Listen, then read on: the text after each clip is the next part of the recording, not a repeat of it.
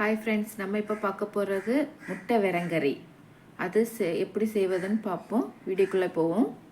அதுக்கு தேவையான பொருள்: ஒரு வெங்காயம், ஒரு பெரிய உள்ளி எடுத்து வெட்டி வைங்க, 2 பச்சை மிளகு எடுத்து வெட்டி வைங்க, இஞ்சி பூண்டு பேஸ்ட் அரைச்சி வைங்க, ஒரு கொத்து கருவேப்பிலை எடுத்து வச்சுருக்கோம்.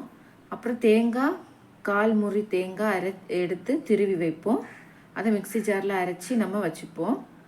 அப்புறம் ஒரு கடாயை எடுத்து உள்ளி எண்ணெய் ஊற்றி ஒரு உள்ளி எடுத்து வதக்குவோம். அரிஞ்சு வச்சுருக்க ஒரு உள்ளி எடுத்து வதக்குவோம்.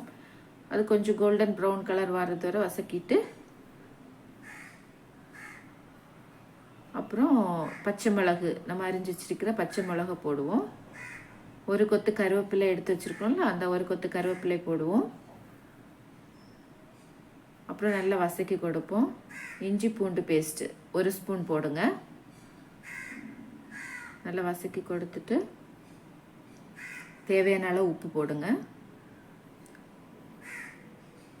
1/4 ஸ்பூன் மஞ்சள் பொடி, 1/2 ஸ்பூன் வத்தல் மிளகு பொடி,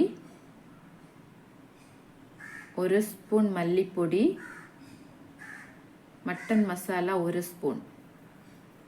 உங்களுக்கு எந்த மட்டன் மசாலா இருக்கோ அந்த மசாலாவை போடுங்க. அப்புறம் 1/2 கப் தண்ணி. அப்புறம் அரைச்சி வச்சுருக்கிற தேங்காய், நல்லா மை போல் அரைச்சி வச்சுருக்கிற தேங்காய்.